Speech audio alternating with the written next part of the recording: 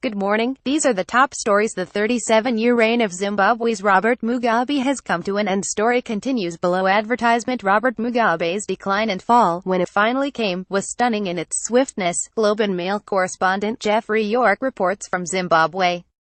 The 93-year-old ruler has been confined to his home under guard after a sudden military takeover. While he's still officially the president, Mugabe's authority is gone. There was almost no bloodshed in the coup. That's because there was no flood of Mugabe supporters to suppress. In the streets, many citizens expressed hope that the change of guard will bring about new freedoms and turn around a reeling economy. "You're our heroes," one motorist shouted as soldiers walked past him. "You're the best. You brought us freedom. You deserve our applause." Here's our editorial board's take. Mugabe has been a cruel and fickle leader who has relied on violence, corruption and fraudulent elections to stay in power. He has bankrupted and isolated his country, and ruined the economy, to the degree that the country still has an economy to speak of. With luck, this week's events could see Zimbabwe's government focus on the economy instead of on the greed and ambition of one man and his family. It's telling that a military coup, something the international community frowns upon, is in this case seen as the lesser of two evils. This is the Daily Morning Update newsletter. If you're reading this on the web, or if someone forwarded this email to you, you can sign up for Morning Update and all Globe newsletters here. If you like this newsletter, you might want to subscribe to our Evening Update newsletter. It's a roundup of the important stories of the day that will be delivered to your inbox every weekday around 5 p.m. Quebec wants Ottawa to push marijuana legalization to 2019. The Trudeau government has vowed to legalize cannabis by July 1, 2018. But Quebec says an extra year would ensure concerns around law enforcement and taxation are properly addressed.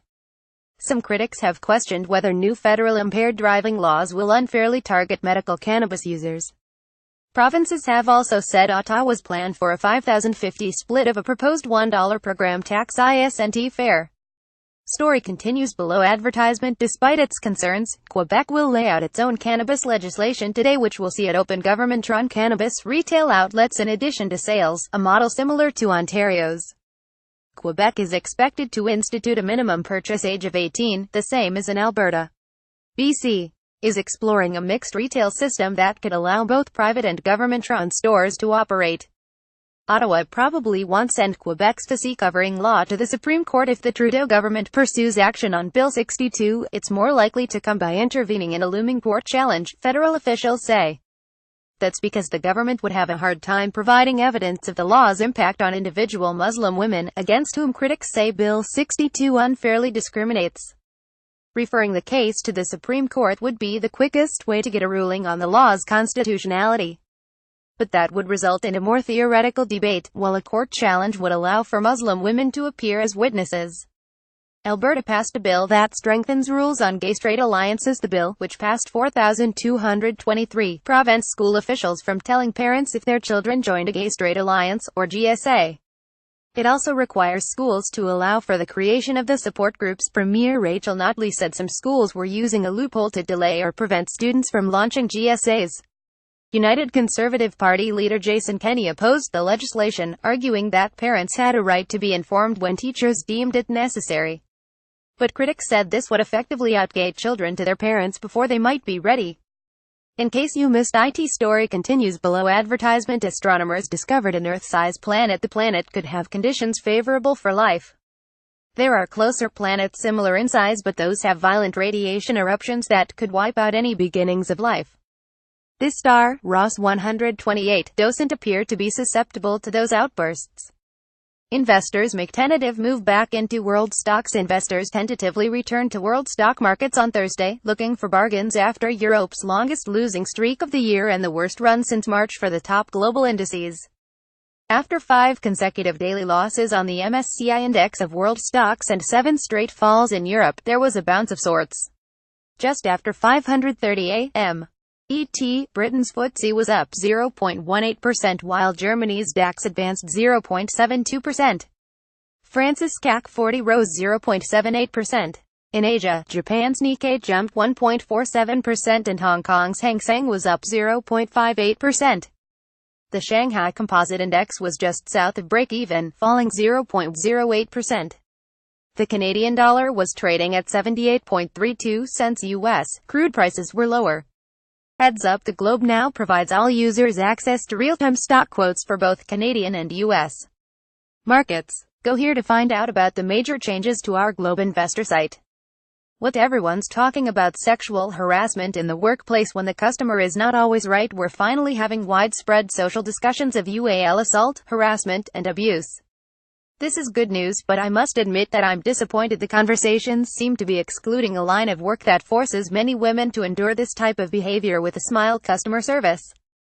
Unfortunately, there are far too many people who use the customer's always right mentality to put women in the customer service industry in difficult and uncomfortable situations. Having been a shift supervisor at a coffee chain for many years, I can guarantee that it happens with disturbing regularity, and that, often, despite policies that are supposed to shield employees from this abuse, managers and district managers do nothing to stop it. Alicia Elliott: the Liberals fudge their peacekeeping promise, and with a good reason. We come not to bury Justin Trudeau's policy of peacekeeping prevarication, but to praise it. This is not a case of moving from the idealism of opposition to the cynicism of power. On the contrary, it looks more like an evolution from a cynical campaign fantasy to a more honest assessment of objective reality.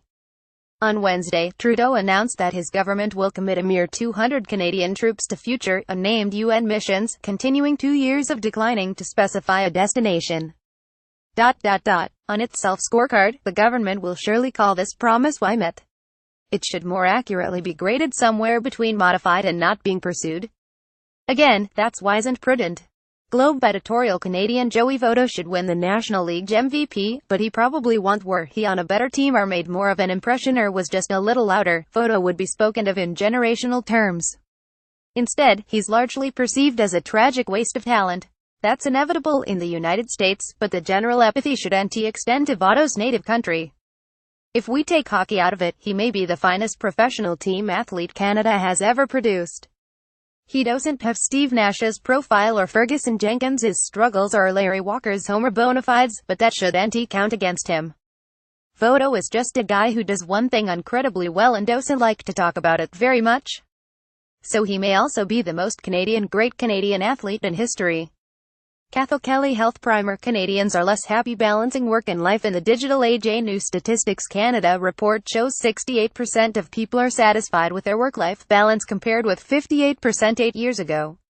The finding comes at a time where smartphones have become ubiquitous. 76% of Canadians owned a smartphone last year. 14% of Canadians felt technology often interfered with other things in life, a number that rose to 20% among 15 to 24-year-olds. Moment in time: death of Northern dancer November 16, 1990. For all his exploits on the track, finishing a Belmont Stakes win shy of the Triple Crown in 1964, the greatest legacy of Northern dancer, the first Canadian bred and owned winner of the Kentucky Derby, may have been established after retiring from the track. After 14 wins in just 18 races, he was equally prosperous around the paddock and stables, becoming the leading sire of thoroughbreds worldwide with a stud fee that climbed as high as $1 million. When the Kentucky Derby ran in 2014, to 50 years after Dancer's victory at the Churchill Downs racetrack, all 20 horses had his genes in their pedigree. Following a sudden bout of colic at the age of 29, Dancer was euthanized and buried at his birthplace on the Windfields farm in Oshawa, ONT. While the farm is being redeveloped into a shopping mall, the project will not disturb Dancer's gravesite. Paul Atfield Morning Update is written by Eric Leggetti. If you'd like to receive this newsletter by email every weekday morning, go here to sign up. If you have any feedback, send us a note.